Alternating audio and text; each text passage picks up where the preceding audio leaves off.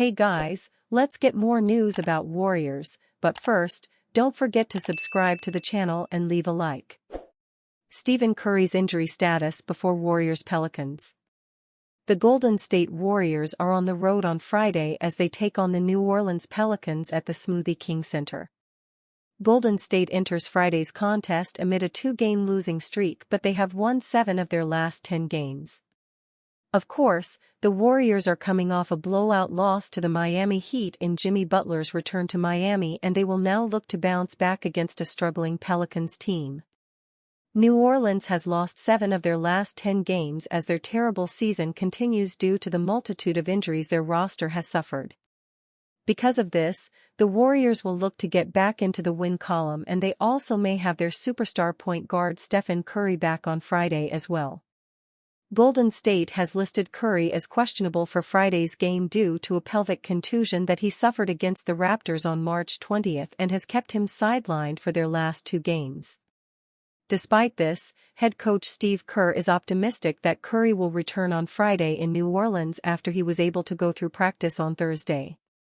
Warriors practiced in New Orleans this afternoon. Speaking afterward, head coach Steve Kerr said he remains optimistic Stephen Curry, pelvic contusion, will play Friday against the Pelicans. Looked really good, Kerr said, noting Curry will be questionable. This is a great sign for the Warriors as they have missed Curry's production while he has been sidelined, which has been a major reason for their last 2 losses. This also comes at a perfect time for the Warriors as Gary Payton II was ruled out indefinitely on Thursday after suffering a ligament tear in his left hand. Of course, Payton II filled in for Curry in the starting lineup in Tuesday's loss to the Heat, so the Warriors are hopeful that Curry can return to give them more backcourt depth with Payton II sidelined. If Curry is still sidelined in Friday's game, expect Buddy Hield to see an increased role, and it would be likely that Curry would then return in Sunday's game against the San Antonio Spurs. What the Heat developed after winning 3 straight versus Hawks. Coming off the momentum of the Miami Heat beating Jimmy Butler and the Golden State Warriors, the team comes into the Kaseya Center Thursday night and beats the Atlanta Hawks, 122-112. Even after the Heat lost 10 straight games, they now have won 3 straight, looking to end the regular season on a high note as there are some traits that the team developed per head coach Erik Spoelstra. "We definitely have developed some grit and resilience," Spoelstra said to Clutch Points. "Yeah, even if a team will start off like they did, and you have to credit them. That's how they play fast. They got us on our heels right away. They had 10 in transition just before we could even blink, before I could even call that first timeout, but we settled into it. Both teams knew the importance of this game," Spoelstra continued. "You know, that's what you have to kind of enjoy about this time of year and these games. You hope that it brings out the best in you, and it definitely brought out a different level in us from that point on. You know, the defensive activity was solid. Lots of guys made contributions.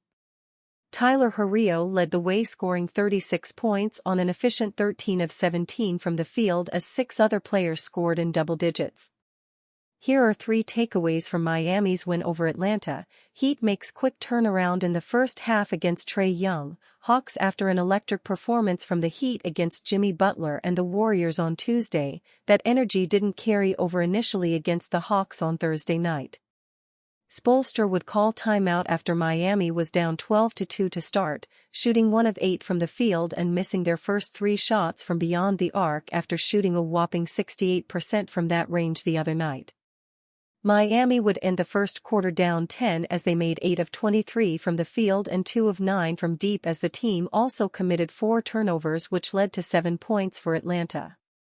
The opponent scored 32 in the first period as Trae Young led his team early with 10 points and 4 assists.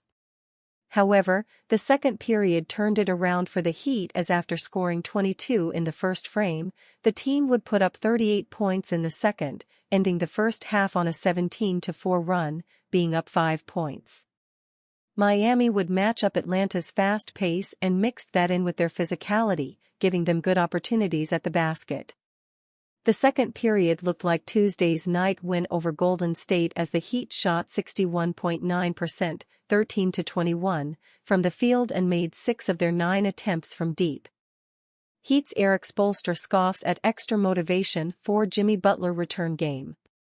As the Miami Heat spoiled the return of Jimmy Butler in beating the Golden State Warriors 112-86 on Tuesday night, there was a clear change of energy inside the Kaseya Center that one could point to the presence of the former Miami star. However, while Heat head coach Erik Spoelstra would reflect fondly on the time with Butler, he would downplay his return as adding more energy to the contest.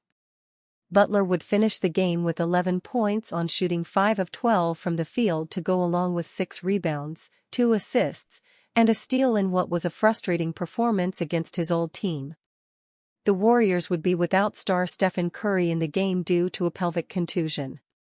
Erik Spoelstra on the Heat's energy against Jimmy Butler. Warriors after the Heat snapped a 10-game skid on Sunday against the Charlotte Hornets. It gave the team a bit of momentum heading into the highly anticipated game against Golden State with the obvious storyline of Buter coming back to Miami. While Spoelstra would acknowledge the fans bringing energy, he would say there was not any kind of extra motivational speech before the outing because of Butler. "I mean, the energy in the building was great," Spoelstra said. "You know, if you're a competitor, you love this kind of environment. We didn't do any kind of extra motivational speech leading up to this. It was more about us just staying the course with our process. I didn't go person to ask him, we want to kind of just keep it steady right now. But defensively that's probably one of our more consistent efforts all the way through. But I'll tell you what, you take out the New York, Memphis games, we've been defending for 6 weeks pretty hard. That's been something our team has rallied around, defending and doing tough things. We're just continuing to get better defensively and we kind of had it all together," Spoelstra continued. "You know, tonight that's a big difference when Curry is not playing. There's no question about that. He creates an offense unto himself, a bunch of overreactions, and all that stuff. But I'm just talking about the efforts. And look, we got guys out. Nobody cares. Nobody cares, this league is unforgiving."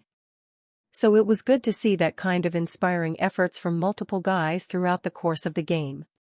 Heat wasn't emotional, but rather laser-focused per Erik Spoelstra. The Heat would make a tribute video for Butler which the star showed his gratitude for right after it ended as it showed his reaction on the big screen. He would say it was nice, though there is not a lot of emotion on his part in regards to coming into the game per KNBR. Miami would end up shooting lights out on Tuesday, making 55.8% from the field and an outstanding 68% from three-point range, which is the highest by any team in the NBA this season. It's also the highest in franchise history in which the team has shot at least 25 threes. Defensively, the Heat were a force to be reckoned with, holding Butler and Golden State to 39.8% from the field and 23.7% from deep. When Spoelstra was asked about the feelings going into the game and channeling that into fuel for a great performance, he credited that to the 10-game skid rather than Butler's return, saying that rather than being emotional, Miami was laser-focused. "I think we've been developing this for 6 weeks," Spoelstra said. "If you really stay the course on your process, and you get more consistent to it, you don't want to become too emotional. I did not feel like we were too hyped up at all. It was more laser-focused on the competition and competing at a high level and playing well. That's the fine line you always need to try to find in team sports. You got to toe the line of, intense competition. You don't want to, be totally out of control, and you definitely don't want to be, flat-lined where you're not passionate. I thought we had a really good inspiring energy and balance tonight. And you, fan? What do you think about Erik Spoelstra's situation? Write to us in the comments.